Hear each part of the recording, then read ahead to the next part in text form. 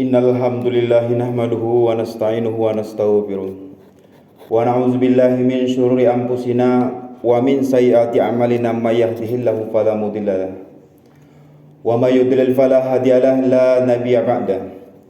Asyhadu an la ilaha illallah wahdahu la syarika lah wa asyhadu anna Muhammadan abduhu wa rasuluh. Allahumma shalli ala sayyidina Muhammad wa ala ali sayyidina Muhammad. Wa qala Allah ta'ala fil Qur'anil Karim, ya ayyuhallazina taqullaha haqqa tuqatih wa la tamutunna illa wa antum muslimun. Wa qala ya ayyuhallazina amanu taqullaha wa qulun qawlan sadida yuslih lakum a'malakum wa yaghfir lakum dzunubakum wa may yuti'illah wa rasulahu faqad faza fawzan azim. Pertama-tama dan yang lebih utama, marilah kita tidak bosan-bosannya mengucapkan rasa puji serta syukur kepada Allah Subhanahu wa taala. Pada siang hari ini, di hari yang sangat mulia, kita masih diberikan sebuah nikmat Allah Subhanahu wa taala, yaitu berupa kesehatan. Sehingga kita selaku muslim dapat melaksanakan salat Jumat secara berjamaah. Yang kedua kalinya, salawat serta salam selalu kita curahkan kepada junjungan kita Nabi akhir zaman, Nabi Muhammad sallallahu alaihi wasallam. Semoga kita semuanya selalu mengikuti sunnah-sunnah beliau hingga akhir kiamat. Amin ya rabbal alamin. Selanjutnya selaku khotib, saya mengajak kepada diri saya pribadi dan umumnya kepada kaum muslimin dan muslimat sekalian, marilah kita selalu meningkatkan kadar iman serta takwa kita kepada Allah Subhanahu wa taala dengan benar-benar takwa, yaitu dengan menjalankan segala perintahnya dan meninggalkan segala larangannya. Adapun judul khutbah kita pada Jumat kali ini yaitu hak sesama muslim yang harus kita jaga. Hadirin jamaah Jumat yang dirahmati Allah Subhanahu wa taala. Allah Subhanahu wa taala menciptakan manusia sebagai makhluk individu sekaligus makhluk sosial. Makhluk individu dalam artian ia memiliki karakter yang unik, berbeda satu dengan yang lain. Sedangkan manusia sebagai makhluk sosial, yaitu manusia yang membutuhkan manusia lain dalam memenuhi hajat ataupun kebutuhannya.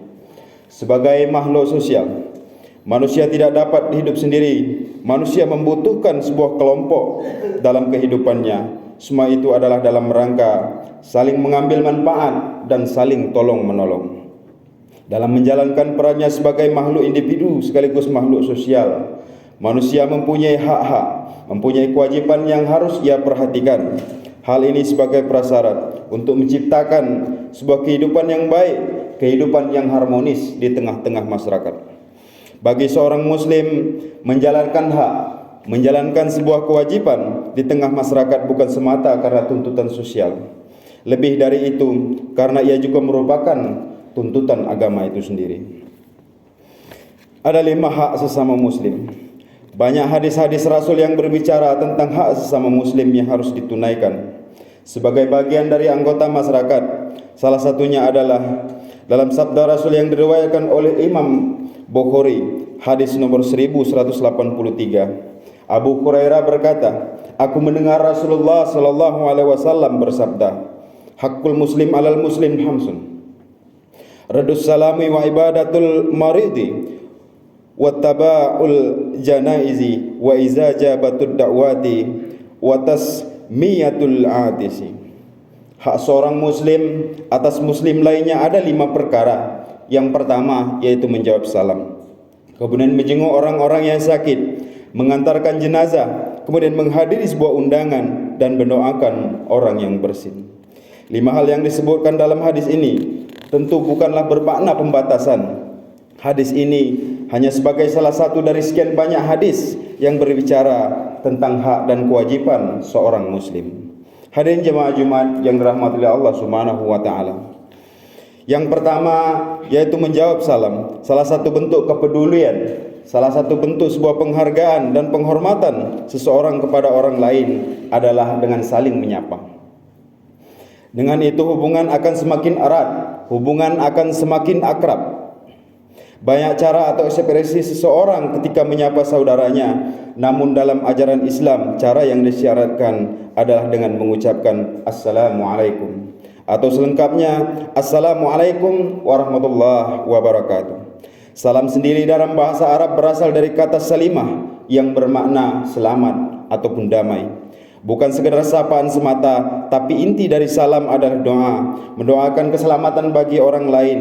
Salam juga bermakna tahiyah atau penghormatan sebagaimana tersebut dalam Al-Qur'an surat An-Nisa ayat 86. Ketika seseorang mengucapkan salam, sesungguhnya dia sedang memberikan sebuah penghormatan. Penghormatan dalam bentuk jaminan akan nilai-nilai keselamatan dan nilai-nilai kedamaian itu sendiri.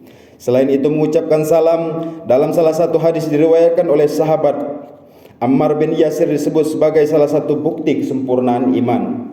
Salasun man jam'ahunna faqad jam al-imana al-insafu minan nafsika wa baslus salami lil alami wal infaqu minal ibtari. 3 perkara yang apabila seseorang memiliki ketiga-tiganya maka akan sempurnalah imannya. Yang pertama yaitu bersikap adil pada diri sendiri. Kemudian yang kedua mengucapkan salam pada setiap orang. Yang ketiga berinfak dalam kondisi pas-pasan. Hadis riwayat Bukhari. Orang muslim yang sempurna imannya adalah orang yang saling mencintai. Bukti cinta itu ada diwujudkan dengan mengucapkan salam.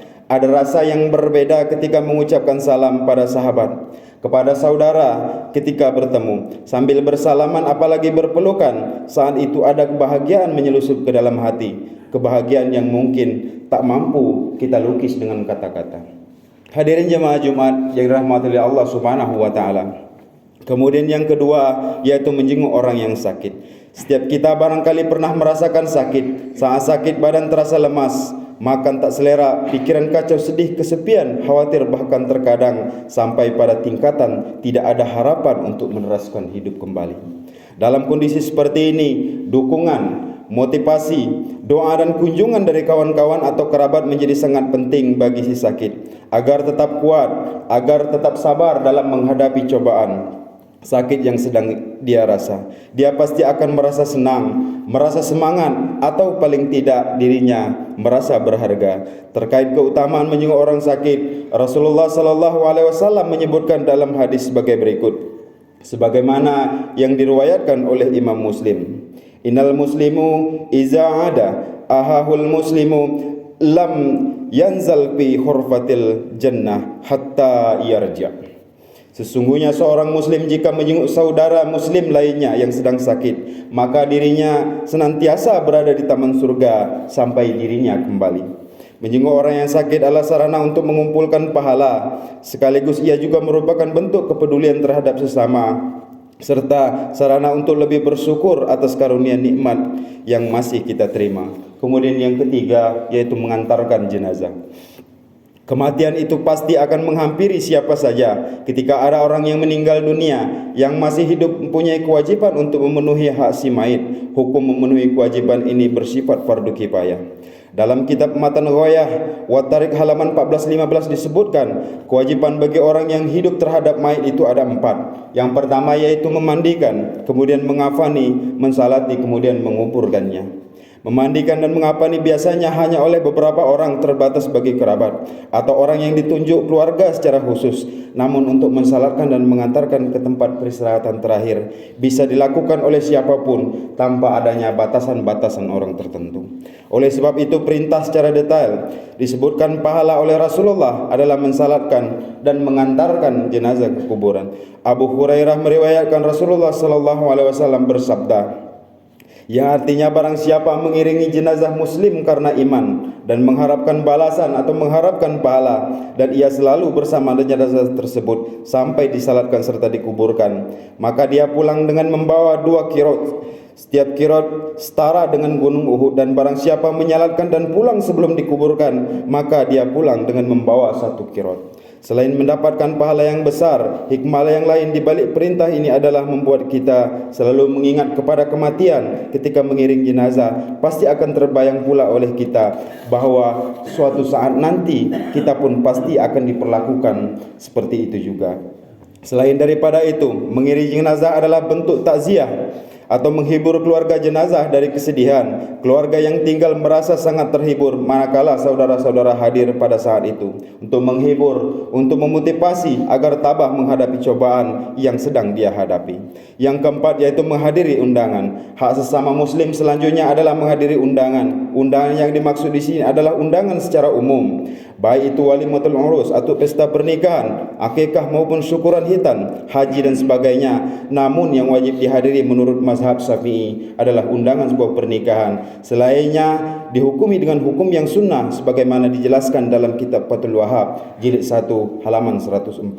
Imam An-Nawawi menjelaskan dalam kitab Syarh Muslim Li'an An-Nawawi jilid 18 halaman 246 menjelaskan, seseorang boleh tidak menghadiri undangan tersebut disebabkan adanya uzur. Seperti yang pertama, suguhan tidak jelas kehalalannya. Undangan hanya dikhususkan kepada orang-orang yang kaya. Yang ketiga, ada yang tersakiti jika ia hadir. Yang keempat, terdapat orang yang tidak layak untuk bersamanya. Yang kelima, diundang karena mengundang khawatir akan sikap buruknya. Kemudian yang keenam, diundang karena mengharap jabatan darinya. Yang ketujuh, diundang agar ia berkenan membantu dalam kebatilan. Selain itu, tidak boleh ada kemungkaran dalam acara tersebut, semisal adanya minuman, alat musik, perabot dan sutra gambar hewan yang dilarang, yang menggunakan bejana yang terbuat dari emas maupun yang terbuat dari perak. Kemudian yang kelima atau yang terakhir yaitu mendoakan orang yang bersin. Hak sesama muslim yang kelima yaitu mendoakan orang yang bersin. Bersin adalah keluarnya udara dengan keras, kuat disertai hentakan melalui dua lubang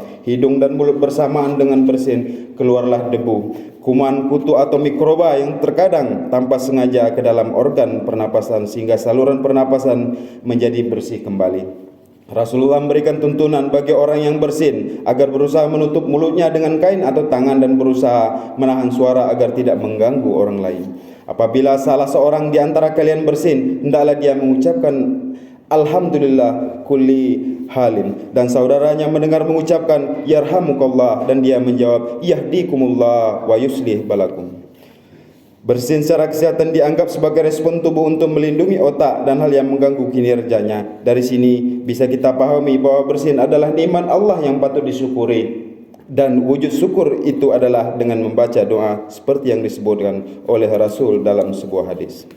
Muslim itu mempunyai makna yang lebih umum. Mungkin apabila secara bersamaan Muslim kaitannya dengan orang yang melakukan amalan lahiriah.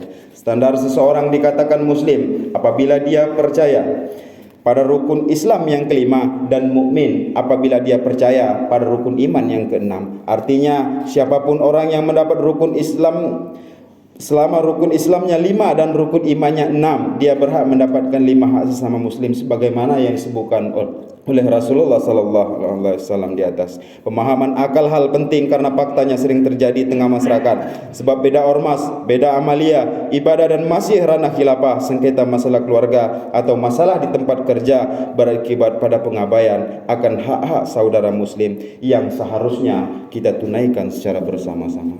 Demikianlah khutbah singkat kita pada Jumat kali ini. Mudah-mudahan bermanfaat untuk kita semua dan khususnya diri khutib sendiri. Aqulu qauli hadza wa astaghfirullah li wa lakum wa lisairil muslimin min kulli zambi fastaghfiruhu innahu huwal ghafurur rahim.